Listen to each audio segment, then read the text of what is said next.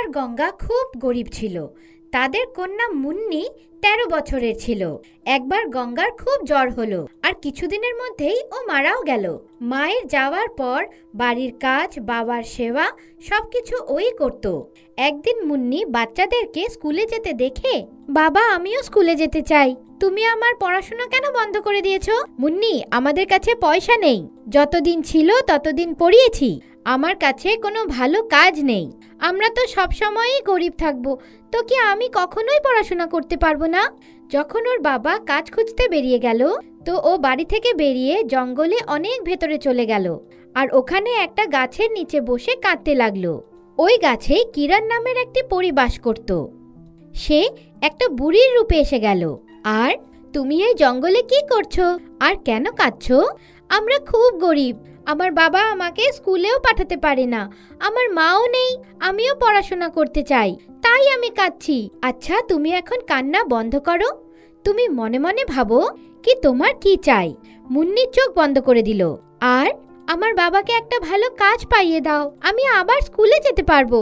এখন তুমি বাড়ি যাও, যখনই তোমার আমার প্রয়োজন হবে তুমি এই গাছের নিচেই এসে এই গাছের থেকে একটা পাতা ছিঁড়ে নিজের হাতে রেখে ওটাকে আরেকটা হাত দিয়ে ঢেকে দিও, আর আমাকে ডাক দিও, আমি এসে পড়বো।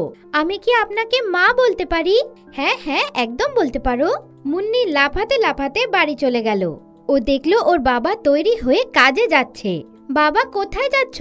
আজকের থেকে আমি গ্রামের স্কুলে মালির কাজ পেয়ে গেছি, এখন তুমিও স্কুলে যেতে পারবে। বাবা, তুমি জানো এইসব ওই দিদা করেছে। কোন দিদা? মুন্নি সব কথা বাবাকে বলল। আচ্ছা, এটা তো খুব ভালো হলো, আমি একটু গিয়ে দেখি কি কাজ। সবাই চলে গেল, তো মুন্নি দৌড়ে জঙ্গলের দিকে চলে গেল, আর গাছের নিচে গিয়ে আর নিজের হাতে পাতা রেখে ওটাকে ঢেকে দিল। দিদা, তুমি কোথায়? তাড়াতাড়ি আসো, আমার তোমাকে কিছু বলার আছে। তখনই গাছ থেকে পরী নেমে ওর সামনে এসে গেল। আপনি কে? আমি তো দিদাকে ডেকেছিলাম, যে আমার ইচ্ছা পূরণ হওয়ার আশীর্বাদ দিয়েছিল। আমি সেই দিদা, আমিই ছিলাম, আমিই তোমাকে আশীর্বাদ করেছিলাম। আপনি তো পরী, তাই না?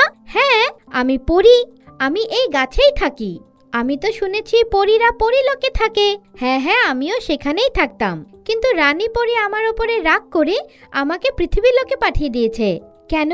আপনি কিছু দুষ্টামি করেছিলেন নাকি? আমি ছোটবেলা থেকে খুব দুষ্টু ছিলাম। একদিন আমি পৃথিবীর লোকে এসেছিলাম, এখানে এসে প্রজাপতি দেখে আর তাদের পেছন পেছন দৌড়তে দৌড়তে আমার দেরি হয়ে গেল। আমি অনেকগুলো প্রজাপতিকে একটা সুতোয় বেঁধে আমার সঙ্গে করে নিয়ে গেলাম। সেটা দেখার সঙ্গে সঙ্গেই রানী পরী রেগে গেলেন। উনি বললেন, তুমি পরী, তোমাকে জীবের ওপর দয়া করাটা প্রথমেই শেখানো হয়, আর তুমি এই বেচারা প্রজাপতিগুলোকে বেঁধে নিয়ে এসেছো। তখন থেকে আমি পৃথিবীর লোকেই আছি। এটা বলতে বলতে কিরণ পরীর মন খারাপ হয়ে গেল। ওহো, তাহলে আপনি রানী পরীর কাছে ক্ষমা কেন চাননি? চাইতে তো চাই, কিন্তু তার জন্য আমাকে পরীলোকে যেতে হবে। তুমি কাল থেকে স্কুলে যাবে তো? আমি কোথায় স্কুলে যাই? আজকে বাবা বলছিলেন কি বোধহয় কাল থেকে আমি যাব। বাড়ি গিয়ে ও দেখলো কি ওর বাড়িটা একটা বড় রাজপ্রাসাদ হয়ে গিয়েছিল। আসো মুন্নি মামনি, তোমার বাবা তোমাকে খুঁজছে। মুন্নি সোজা বাড়ির ভেতর ঢুকে গেল। ও দেখলো ওর বাড়ির চারিদিকে খুব সুন্দর বাগান ছিল। বাড়ির ভেতর ওর বাবা সুন্দর জামা কাপড় পরে ওর জন্য অপেক্ষা করছিল। ওকে দেখার সঙ্গে সঙ্গেই, মুন্নি তুমি কোথায় ছিলে মামনি? দেখো এইসব কেমন করে হয়ে গেছে। বাবা, এইসব পরিমার জাদু। হ্যাঁ মামনি, তোর ইচ্ছা পূরণ হয়ে গেছে। পরদিন সকালবেলাই মুন্নি বাবার সঙ্গে স্কুলে গেল। ওর অ্যাডমিশন হয়ে গেল। ফেরার সময়, বাবা তুমি বাড়ি যাও, আমি একটু পরিমার সঙ্গে দেখা করে আসি। মুন্নি গাছের নিচে গেল, আর ও ওর হাতে পাতা রেখে পরীকে ডাকলো। পরী তৎক্ষণাৎ এসে পড়ল। ওয়াহ মুন্নি, তুমি তো স্কুলের ড্রেসে খুব সুন্দর দেখাচ্ছ। পরিমা, আপনি এখানে একাই থাকেন জঙ্গলে?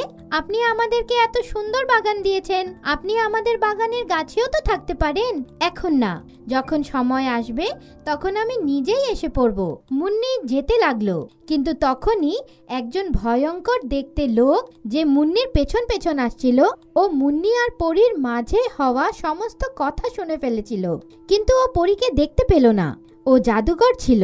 যেই মুন্নি ঘরে যেতে লাগলো, ও ওর পেছন পেছন গেল, আই মেয়ে, তুমি গাছের নিচে কার সঙ্গে কথা বলছিলে? প্রথমে তো মুন্নি ভয় পেয়ে গেল, তারপর ও সাহস জোগালো। আমি তো একটা গাছের সঙ্গে কথা বলছিলাম। আপনি কেমন করে জানতে পারলেন? এখন আমার সঙ্গে গিয়ে আবার ওই গাছের সঙ্গে কথা বলো। একটু আমিও তো শুনি কোনো মানুষ কোনো গাছের সঙ্গে কেমন করে কথা বলে। ঠিক আছে, আপনি চলুন আমার সঙ্গে। মুন্নি গাছের নিচে গেল আর পাতাটাকে হাতে রেখে দিল। তারপর, মুন্নি, তুমি একটা পাতা ছিঁড়ে নাও আর ওই পাতাটাকে ওই লোকটার হাতে রেখে দাও। ও আর কিছু দেখতে পাবে না। ততক্ষণে তুমি তোমার বাড়ি চলে যেও। মুন্নি তৎক্ষণাৎ একটা পাতা ছিঁড়ল আর ওর হাতে রেখে দিল। আই মেয়ে, তুই আমার সঙ্গে এটা কি করলি? আমি কিচ্ছু দেখতে পাচ্ছি না। কিন্তু মুন্নি ততক্ষণে চলে গিয়েছিল। মুন্নি যখন বাড়ি পৌঁছলো তো ও বাবাকে সব ঘটনা বলল। জাদুঘর বড়বড় করতে করতে সেখানেই গাছের নিচে বসেছিল। সন্ধে হয়ে গেল, কিন্তু ও এখনো কিচ্ছু দেখতে পাচ্ছিল না। তখনই ওদিক দিয়ে সাইকেল করে একটা লোক যাচ্ছিল। ও একজন জাদুঘরকে ওখানে বসে থাকতে দেখলো তো। আরে ভাই, তুমি এখানে কেন বসে আছো? কারোর জন্য অপেক্ষা করছো নাকি?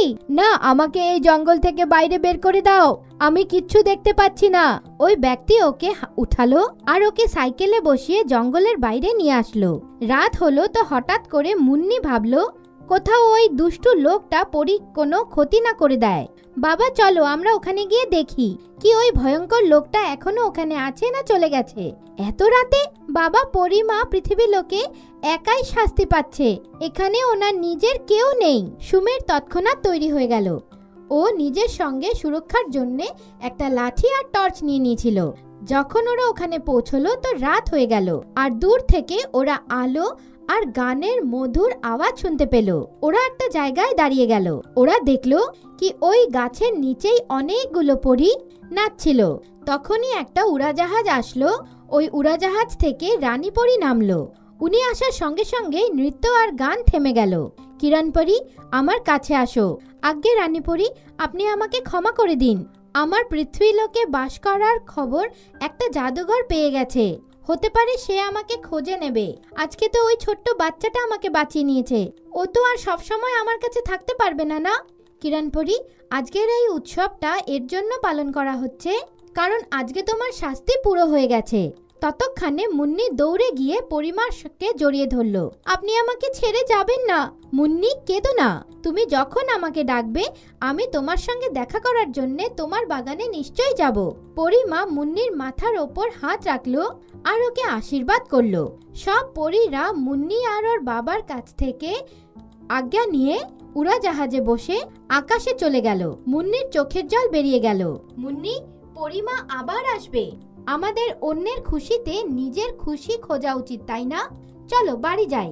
একটা নতুন আশা নিয়ে সবাই বাড়ি ফিরে আসলো।